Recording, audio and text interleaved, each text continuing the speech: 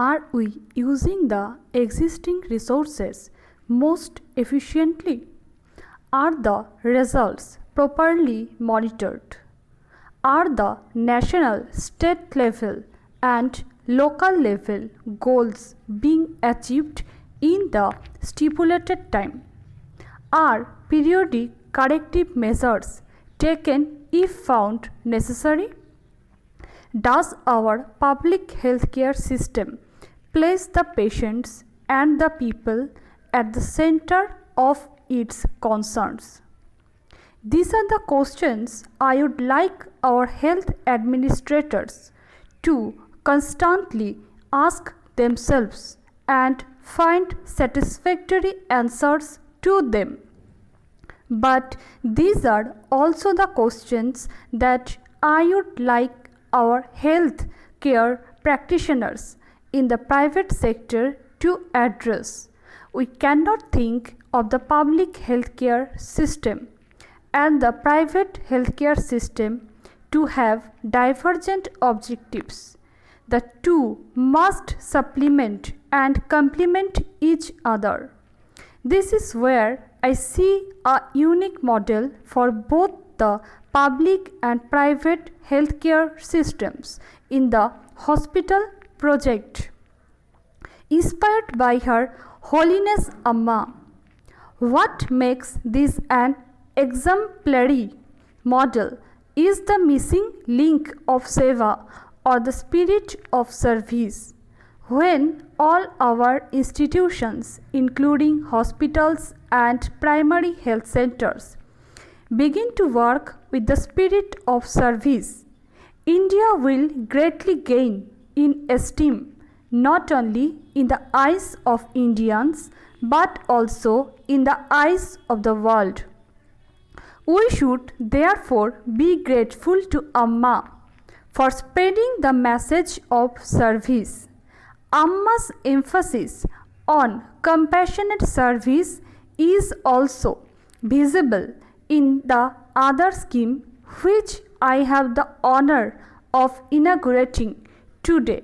The keys to the first 5,000 houses for the homeless are being distributed here, and I am sure that Amma will accomplish her target of 25,000 houses within the next 5 years.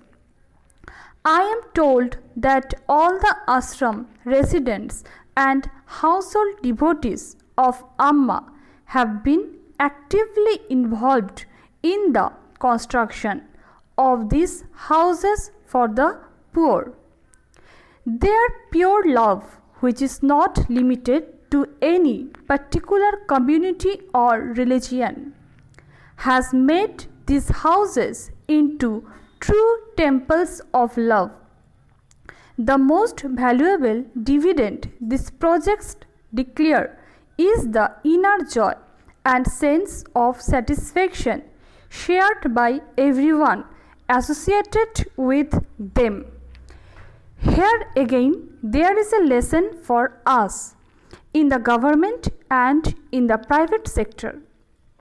My government has set the goal of facilitating construction of 20 lakh new housing units each year.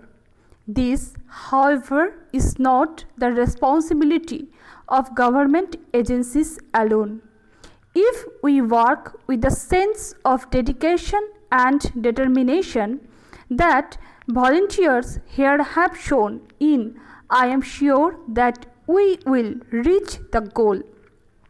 In this, my first official visit to Kerala, I cannot but express my happiness and appreciation at the many marvelous achievements of your state, especially in the fields of health, education, arts and culture.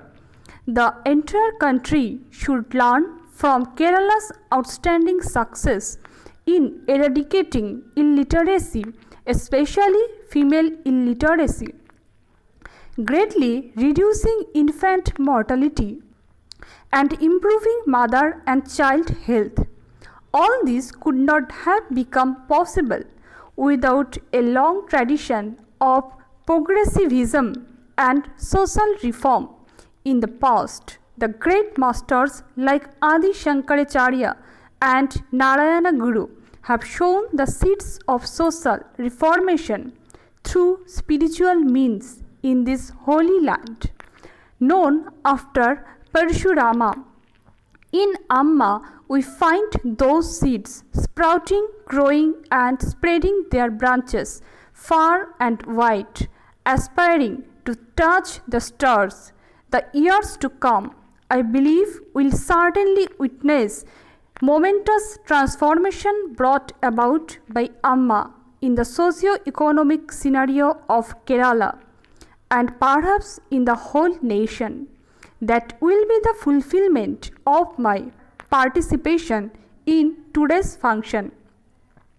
I would like to digress at this point to say something about a matter which has attracted national and international attention. It is a digression and yet closely related to the health, well-being and security of the nation. On May 11 and 13, India conducted 5 nuclear tests and thereby announced its emergence as a nuclear weapons state. We did so on the basis of our own sound and careful appraisal of the regional and global security scenario. When India was being surrounded by nuclear weaponry, we could not have allowed the country to be taken by surprise. Besides, India could not have succumbed to pressures to sign discriminatory treaties which had utterly failed to bring about any progress in global nuclear disarmament. I would like to measure the international community that the nuclear tests will make no change in India's long and vigorous pursuit of peace in the region and in the world. Ours will never by weapons of aggression. Our bold action has found support in all sections of the Indian society and polity, reflecting a deep national consensus on this vital issue of national security. It has created an atmosphere of unity and self-confidence from Kerala to Kashmir. I appeal to all my countrymen to preserve and further strengthen this sense of unity and self-confidence. Let us all work with redoubled discipline, dedication and patriotism in our respective spheres of life. In the short run, we should be prepared to face some hardships. I have no doubt, however, that India would meet the present challenge and emerge as a stronger, more prosperous and more vibrant nation in the world polity. If you have liked the video, hit the like button and consider subscribing.